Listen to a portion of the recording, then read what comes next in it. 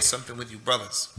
And that was this thing that you hear about what's going on. I'm going to tell you what happened very quickly and very briefly because many of the brothers want to know what had happened. One of the characteristics of the people of Al-Islam, generally speaking, is that we have to try our best to be truthful. If a person is lying to get his point across, then although he may be lying and other people may not know he's lying, he should know that the haqq is not with him. So he knows that something happened between him and a few people, and he knows that he's lying and exaggerating. The other people may not know, but he has to be sincere, and he has to know the haqq is not with you, or you wouldn't be lying, you wouldn't be exaggerating. And this is one of the problems with al-hawa. When I went to give the khutbah on Friday in Manchester, the city of Manchester, I was invited to give the khutbah at a masjid called Masjid al-Sunnah that I've been to a long time ago. I used to go to that masjid, but I hadn't been there for years. So when we went, we wound up leaving Birmingham late, 11:30 when we were supposed to leave 11 o'clock. So anytime I'm going to be late for a khutbah especially, I become nervous. It's an Arabic word, nervous. And that's just how it is. I start to speak fast if I get on the minbar and things because it's just a psychological thing. So when we arrived in Manchester, it was at 1:30 when we were close to the masjid, and the people kept calling me, where you at, where you at, where you at? So the sat-nav sent us up this street, and it was telling us we have to make a left at that street, and that is the street where we're going to go. But we came by a masjid that was on this street, and we saw people walking into this masjid. And the area looked familiar to me. I said, this looks like it's around here. The brother said, yeah. Sat-nav is saying this is it. It's on this street, the front. So it was a side door here, side door. So he said, okay, you guys, me and two other brothers, get out, and I'll park the car. So because I was late, I jumped out of the car, I ran into the side door, and the bathroom was right there. I went into the bathroom, there was a line of people. I said, I'm supposed to give the khutbah today. Can I go? Can I go? They all allowed me to go. I had on my long johns and my turtleneck, and it was hot, and I was pressed. So I had to go to the bathroom. I had to take off my clothes. I was late. I did all of that. I went out. When I went into the minbar, into the musalla, I said, this is strange. I don't know this place. But I thought maybe they moved because the sat-nav said this is where we're at, and it was a perfect storm.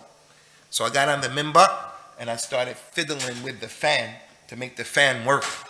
Some old brother was sitting in the first seat, and a chair said, oh, you have to do this, you have to do that. I did that. I took the microphone, and I got ready to say, Assalamu alaikum. A brother came, and he said, no, this is not the microphone. So he took the microphone. I thought he was the mu'adhin, he's going to give me another mic. But he was looking upset. But I've seen other mu'adhins look upset in other masjids, mu'adhins that had some issues. I thought that was a case.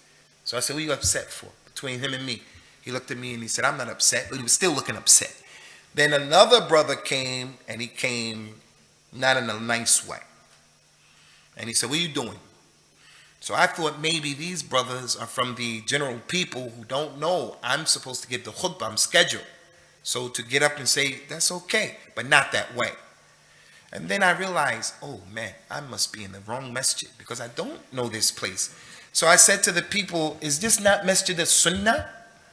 And some of the regular people there who didn't have beards, they were smiling. I could see them in the audience. They said, no, this is not Masjid Sunnah. So it was a strange, funny situation. Wallahi, I didn't know where I was at, so quite naturally, I apologized to the whole Jama'ah, to these Muslims. I didn't know who they were. As a matter of fact, the brother who drove me there, Abu Abdullah Shaybani, he came in and he saw the commotion, and he's many times out of the frame. He's not always in the frame. He was saying, is this Brawi Masjid, because he didn't know what was going on. It wasn't Brawi Masjid. So I said, I'm sorry to everybody. When I walked out of the door, when I left the door, two of those brothers followed me. When I got to put my shoes on out in the corridor, one of them said to me, this is the Masjid of the Salafis and the Masjid of the Mubtadi'ah. It's over there. Then I realized it's the Masjid of the people who go overboard. The people were rough and tough.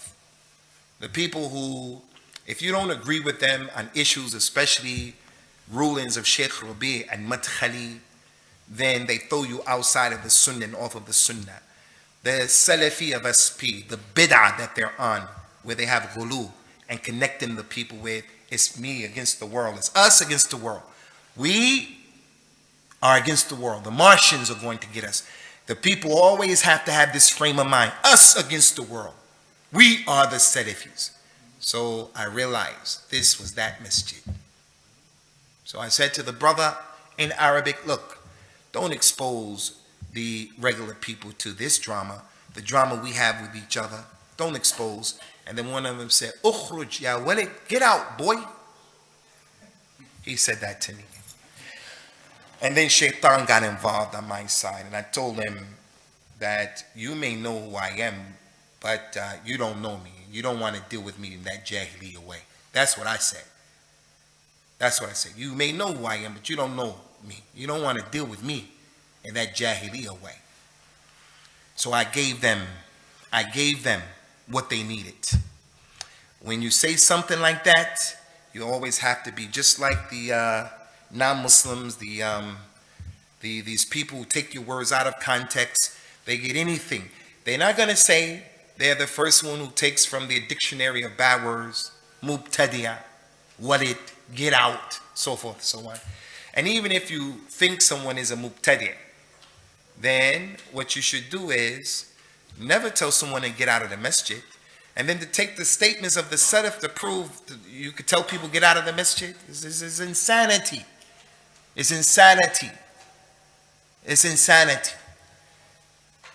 So what happened was I wound up leaving, and I knew it wouldn't be a lot of time before they started going on the internet, the keyboard warriors that they are, always trying to narrate these things to keep them in the minds of the sheep that follow them. They're atba', those masakin brothers and sisters who want to be on the sunnah, but they're blinded in thinking that that's the only way.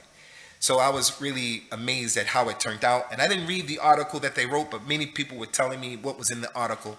And I don't know how they mentioned so many other people that don't have anything to do with what I did on that day. But they always have to mention.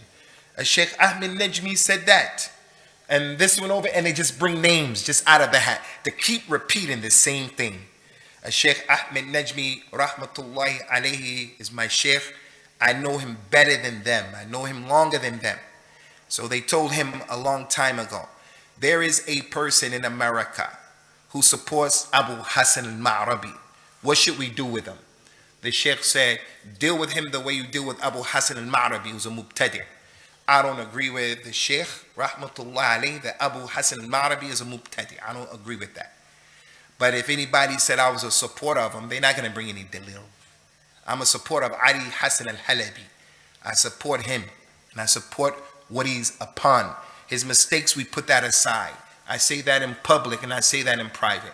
Abu Hassan al-Ma'rabi has some things that have happened that I don't agree with, but to say he's mubtadi', I don't say that.